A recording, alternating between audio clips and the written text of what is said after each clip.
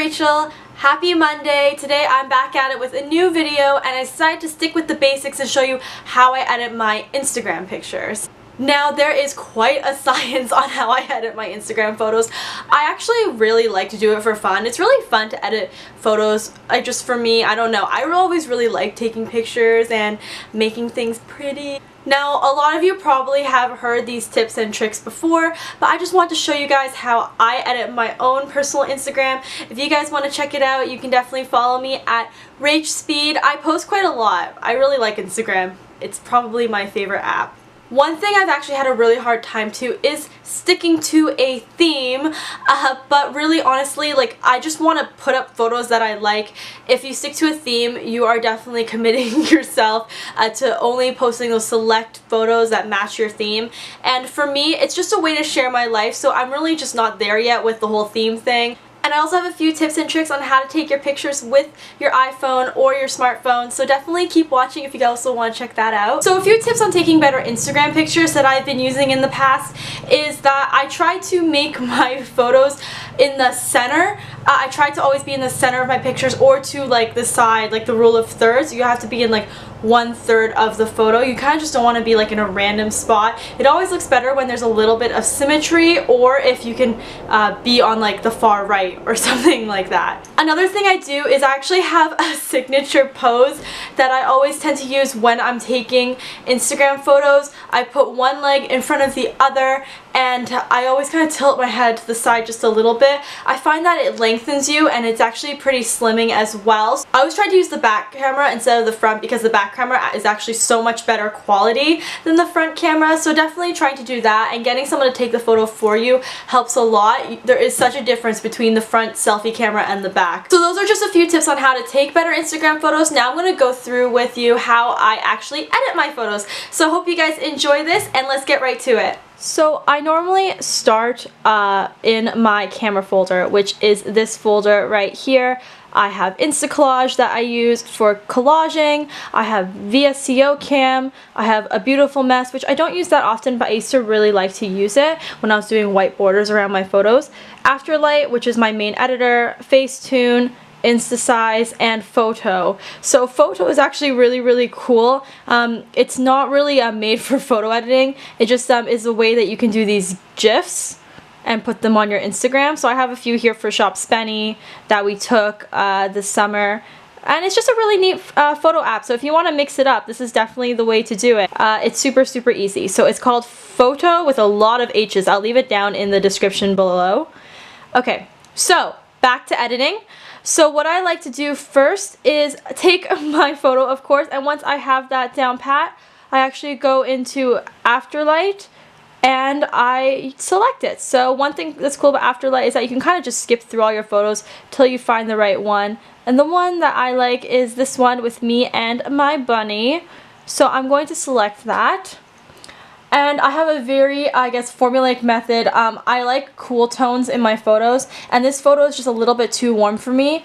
I actually don't adjust the temperature on here though, however. I use it on my VSCO cam that you'll see later. But anyway, so I actually take the highlights and I bring them down to about like 30, 45-ish area depending on the photo. And then I bring my shadows all the way up. And I just like the dimension that adds to the photo. And then after that, I actually kind of play around with the brightness depending on the photo as well. So this one just needs to be a titch brighter, and then the contrast just needs to be a little bit more. And this is just the way that I make my photos look like it was taken with an SLR or something. I use a sharpening tool just a little bit too. I really like to make sure my photos are clear. That's my one pet peeve, if they're like too blurry or if they're too grainy. So I definitely try to make them look like they were taken with a better camera than my iPhone. So if you can see the difference, this is the before and then this is the after. Like, I definitely see a difference with it. I just like that it looks a little bit HDR-ish. Even here, I prefer to do the temperature on VSCO, but I'm just going to tilt it a little bit more and probably adjust it more on my VSCO cam. And so once I have like all the basic editing done, I go into the filter section, and then in the guest series, there's this one called Russ. I know a lot of people like using this, but it just adds a little bit more depth to your photo. which I really like. And actually, you know what? I'm feeling like this is a little bit too dark now. I mean, too light now. So I'm gonna make it a little bit darker. And so as you see before and after, it just makes it look so much like, I don't know, a lot more, I guess, crisp, I guess? That's the word I need to use. So I guess it just makes it look, whoa. So I guess it makes it look just a little bit more crisp. This is the before, and this is the after. There's just more dimension to the picture now. So I'm going to save it to my camera roll. So going back to my little photography folder, I'm actually going to open up Facetune.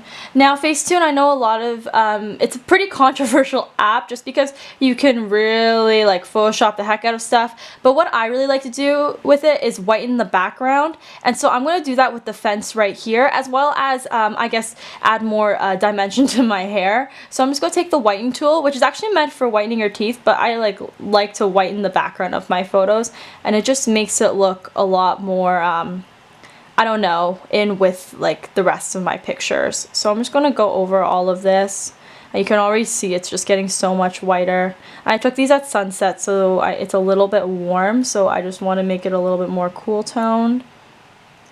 It's just amazing how much it can whiten.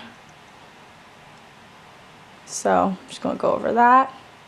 So you can see, so that's how I kind of change the backgrounds and make it look like it was in better lighting than it was. So that is what I've done here, and then I'm going to take details, zoom in on my hair, and just add a little bit more dimension. I don't even know why I do this, and as well as my eyes. So that is that. So you can see here, even if you zoom in, you can definitely see that it just added more sharpness to it. I might even like do a little bit to my rabbit.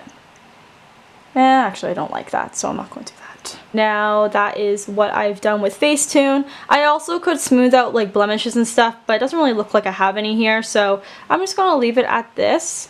So now I'm going to go into VSCO Cam. So now I always upload my photos to VSCO Cam before I go into my Instagram, just so I can get a preview of what my Instagram is going to look like. So this is pretty much an identical mirror, I guess, layout to what my Instagram looks like. So I'm just going to upload it.